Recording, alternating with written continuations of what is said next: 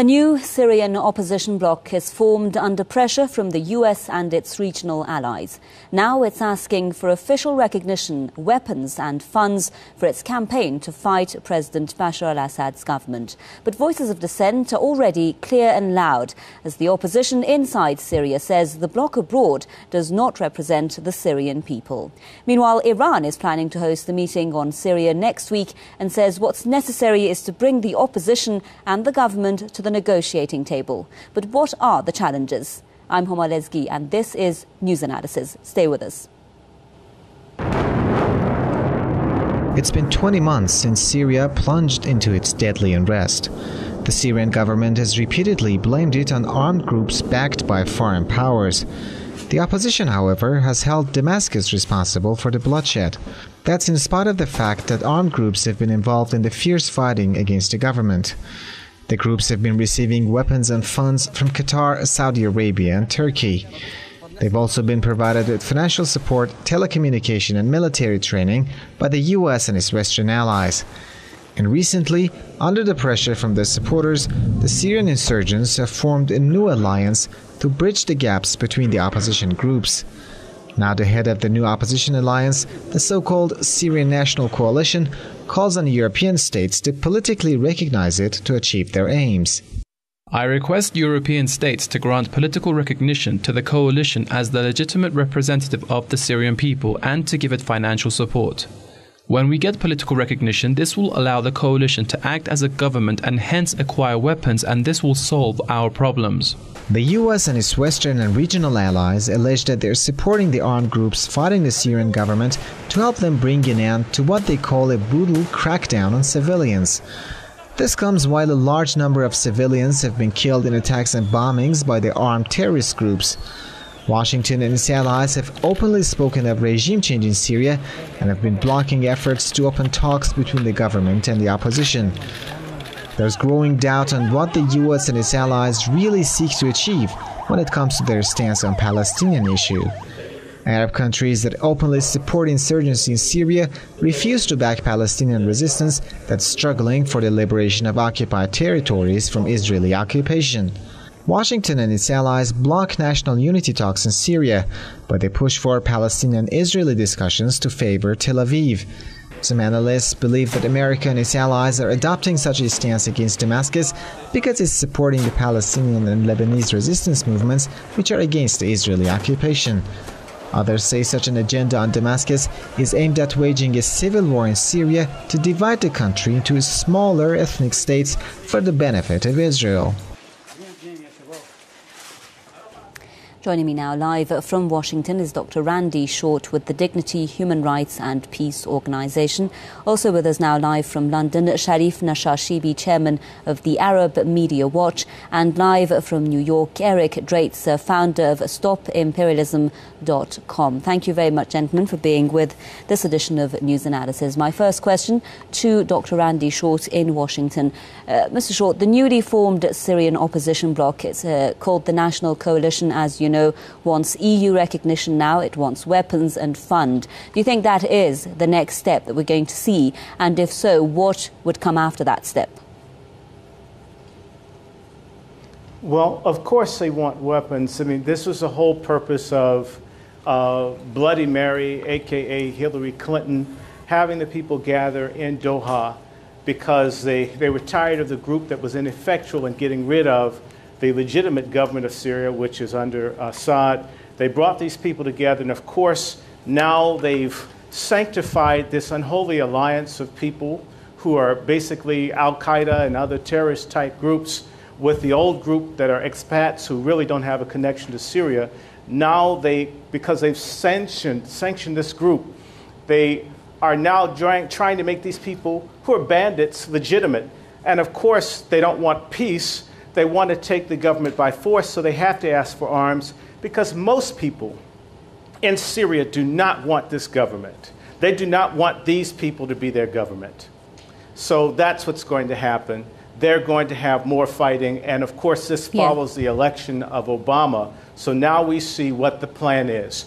They're going to ramp up the war against the government in Syria. So basically, Dr. Short telling us that he believes this is going to get more violent, that this new coalition is going to get yet more weapons and funds, and things are going to get more bloody than they already are. Now, Eric Draitz in New York, British FM William Hague, he was saying in reports today, in his words, we have to see in practice that this new coalition is inclusive and has the support of the opposition groups inside of Syria before we take a move to recognise it as the representative of the Syrian people. Do you think the West is actually reluctant in recognising the coalition, or that we are going to see this move take place sooner or later? Well, they're certainly not reluctant. This is merely a pretext. This is the window dressing, the prelude to recognizing them as the so-called legitimate representatives of the people of Syria. I would remind people that the precedent has already been set in Libya. The National Transitional Council, which also was not a representative of the people of Libya, was immediately given recognition by the Western imperialist powers, and through that recognition they were able to leverage all of the other countries, the smaller, weaker countries in the region and around the world, to recognize that same entity. So I think that we've already seen that happen in Libya, and that is what we're looking at in Syria. And I would also add that moving forward, this new coalition, as they're calling it, is merely just a public relations stunt. This is rebranding the same so-called opposition that we saw with the Syrian National Council. These are not legitimate representatives of the people of Syria, even if they've been inside the country recently. One of the main problems with the Syrian National Council was people around the world saw that these were barely even Syrians who had been there in decades. The new form of this national coalition is a little bit closer to the people of Syria, but it still represents the interests of Western finance capital, NATO, and the Western imperialist powers. And I think that those nations like Russia and China and elsewhere, they've already recognized this. So you say they're not as much far away from the Syrian people as the SNC was. Let's just put this question to Mr. Nashashibi now with us from London. Mrs. Nashashibi, do you think there is any kind of support from the opposition inside of Syria for the opposition abroad and now for this coalition? And if not, where is that going to lead the situation?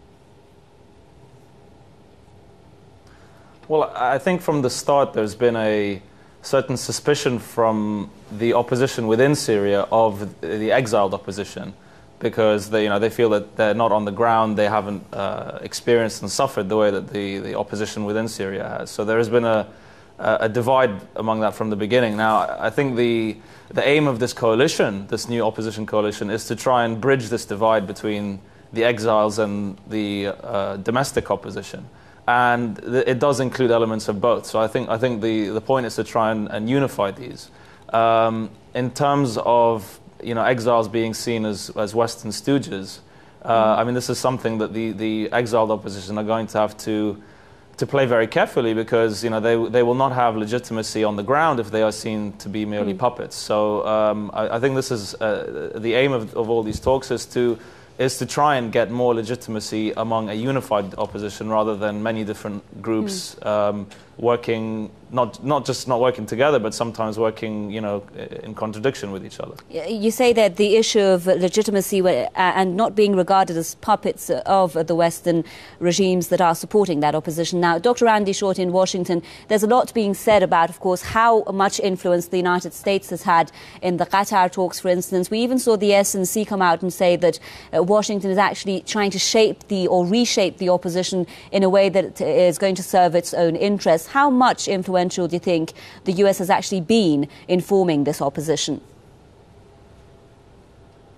Well, I mean, it's very obvious who called this new group, so-called new group, as Eric said, this rebranded group together. This was as a request of Hillary Clinton. This is the U.S. government acting on behalf of, I guess, its favorite ally in the Middle East, Israel. All the other countries, Saudi Arabia isn't going to go after Syria without having support from the United States. So this is clearly an effort to recreate the Middle East, to hijack whatever efforts there are for social liberation and justice that with this so-called Arab Spring. So yes, the United States again wants to control the region, and it wants to get rid of this state, and they're willing to put in a proxy government. The same thing that Eric mentioned. They want to do Libya. This is Libya 2.0. But of course, the question is how they're going to do that when it comes to the case of Syria. We're going to see a Libya-like scenario. I'll put this question to our guest in New York, Eric Draitz. Do you think, for instance, when William Hague says we are not excluding any option for the future, that would mean military intervention, that would mean a no-fly zone, what we saw in Libya happen, or not? Absolutely, and I would also add that no-fly zones, humanitarian buffer zones, sanctions, all of these elements are merely preludes to wars, to interventions. We saw this in Iraq, we saw this in Libya as well. A no-fly zone was never about being a no-fly zone. It was about providing a pretext for a military intervention, and this has been the goal of the United States all along. The issue has never really been just about Syria. The goal ultimately is to break the Shiite arc of dominance that exists from Tehran to Baghdad to Damascus and then to southern Lebanon with Hezbollah. And the United States and Israel and the Western powers more generally have to destroy that alliance, and the most apparent way that they're going to do this is by creating chaos in Syria. It's important to note that the issue of democracy and the issue of a functioning government is secondary to the United States. As we see in Libya, the goal was never the creation of a functioning government. They're perfectly content with creating chaos because chaos leads to a failed state, and a failed state is in the interests of the U.S., Saudi Arabia, Qatar, and the rest of their clients in the region. And that just brings me to the next question on how the situation basically is going to be resolved in Syria. To Mr. Nasrashibi, if I may. Now, the current battles actually taking place between the Syrian troops and the insurgents. Is this continued battle going to lead anywhere rather than a prolonged civil war? If not, what was in the way of a political solution, and what is still in the way of some kind of a solution that could be brought about through negotiations, through some kind of a ceasefire? Well, I think, unfortunately, I don't see any hope at the moment for a diplomatic solution because I think, on the ground, the opposition and the government are very entrenched. Outside Syria, the foreign backers of all sides have become so entrenched in their support of each side that, they're gambling everything on their side winning. And, because of the fear that if their side loses, their interests in Syria will be lost as well. So I think, everyone is so dug in to their positions that they are, although they speak of the need and the desire for a diplomatic solution, on the ground, all signs seem to be leading to a military. You see, Mr. Nasrashibi, if I could just jump in here. The question that critics are putting forward is why aren't we seeing Western officials, when it comes to the Syria crisis, bring about options that include political solutions? I mean, they're saying that we're not even hearing verbally. For instance, when it comes to the Palestinian issue, they always speak of the need for dialogue or negotiation. But on the case of Syria, more is said about how to assist the opposition, the armed opposition, rather than how we can bring the two sides together for talks. Now, that was an option that was put forward by Kofi Annan, by Lakhdar Brahimi even, which is representing the UN and the Arab League, but we're not seeing any kind of action, are we? Well, because I think, I think everyone has realized that there is, at the moment, there is no bridging the gap between the positions of the Syrian government and its allies and the opposition and their allies. From the beginning, we are no closer to seeing any common ground between those sides. So I think, whoever even says that, yes, they'd prefer diplomacy, I think, in reality, they're banking on a military solution because there is there's no common ground. And I don't see that changing anytime soon. Kofi Annan failed to bring all sides together. Lakhdar Brahimi is not proving any more successful either. So I think it's really out of a lack of any hope that people are going to come together and actually work out a diplomatic solution. Right. Dr. Andy Short, what do you think is the reason that political solutions are not working? Well, because there's no incentive on the side of the people who claim to be in the opposition. In fact, the opposition that's on the ground in Syria doesn't support this armed opposition because they've been killed and massacred by the very people who say they represent them.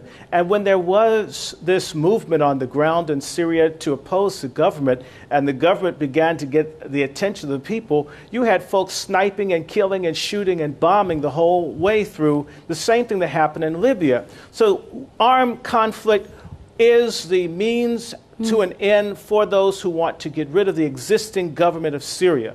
They have no desire to talk to people any more than there was no desire in Libya, because they know they have the backing of the United States. They have the Gulf states and those sheikdoms.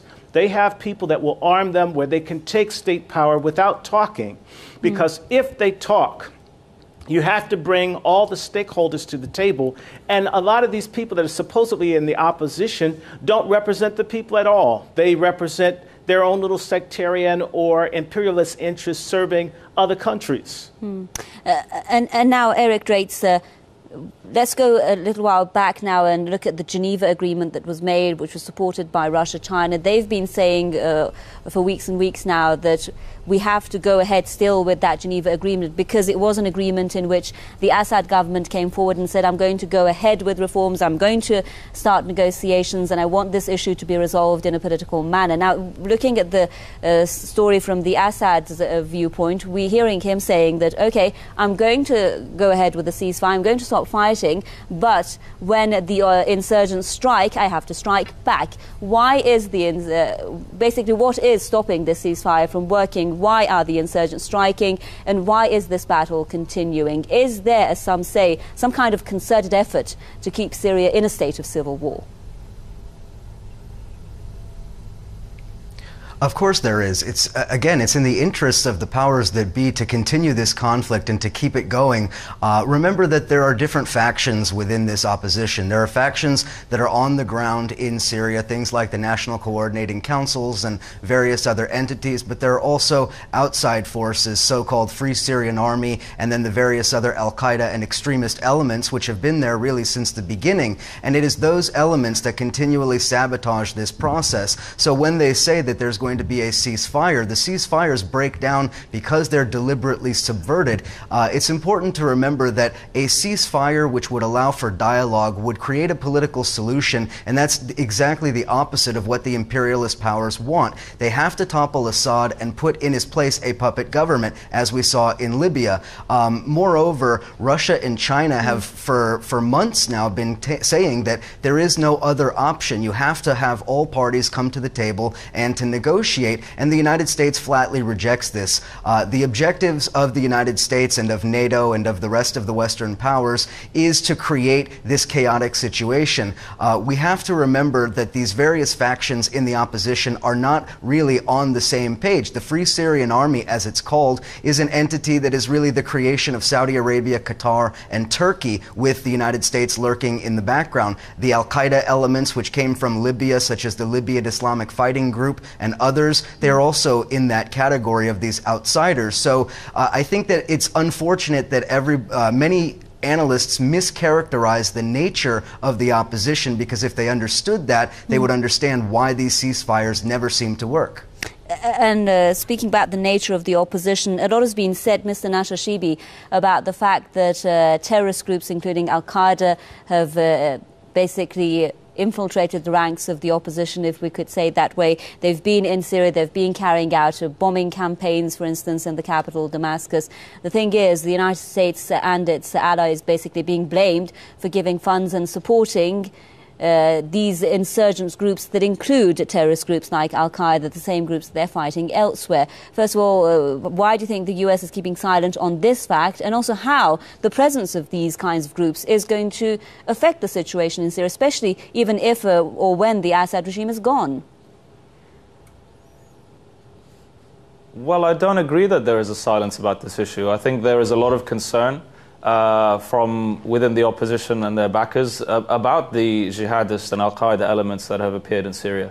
I don't think there's any silence about it. And I think the aim of these talks to unify the opposition was precisely, I think, in an effort to stop arms and other material support falling into the hands of these jihadist elements, which are extremely difficult to control and could result in blowback to the suppliers of these. Well, if I could just jump in, Mr. Nashabi, the question here is exactly what you say here. How can we stop these weapons or funds from reaching the hands of these insurgents? I mean, is there a way to stop these weapons from reaching them? Well, I was answering that. The talks that have resulted in this unified coalition of opposition groups means that there will be a more direct, singular channel to send this kind of support, instead of having a fractious opposition with each opposition group getting supplies from different countries. There will now be a unified kind of, hopefully a unified structure with which that support can be channeled, so that people know where that support is going and who is receiving it. I think that this is a big part of the point of these talks. Dr. Andy Short, do you think that's going to help, a unified coalition? That's going to help? Yeah. No, I think he's dreaming. We've seen this with the Contras. We've seen this in Afghanistan. We've seen this all over. When you give people who are trained mercenaries, killers, weapons, they kill people. When you pay people to destroy a society, they're not going to hand out daisies. And the U.S. government won't give the tank-busting weapons or the anti-aircraft weapons to these very people that they claim they support, because they're afraid they're going to be used on American citizens. So if you don't trust them to not kill you, why would these people, even if they were in one organized group, not do mayhem wherever they're let loose? I mean, come on. And we're quickly running out of time. Let's get the concluding remarks by Mr. Draitser as well. Eric Draitser, do you think that the presence of these groups are posing a danger and will pose a danger for the Syrian people, even if and when, again, the Syrian regime right now goes and the Assad government goes? Yes, of course, and I just want to respond to this mischaracterization, and I would call it propaganda, that extremists and the al-Qaeda elements have come in after the fact. They were imported into Syria from the very beginning of this conflict, and they were brought there to do exactly what they're doing, to create chaos, to execute massacres. These are the death squads that have been mentioned all over the place in the international press, despite the fact that there's a blackout. Yet they absolutely were. The New York Times, the Washington Post, it's all been documented. If you want to ignore the facts that are clearly evident, then that's fine. But the reality is that history will show they were imported by the imperialist powers, and this cannot be ignored. Okay, I'm afraid we've run out of time. But, of course, a lot left to discuss here. I'd like to thank you, all of our guests. Dr. Andy Short with the Dignity, Human Rights and Peace Organisation there from Washington. In London, Sharif Nashashibi, Chairman of the Arab Media Watch. Thank you, sir. And a big thank you to our guest in New York, Eric Draitser, founder of StopImperialism.com. Thank you very much, gentlemen, for being on another edition of News Analysis. And thank you for staying with us from Mihoma Lesgi. Until our next programme, goodbye.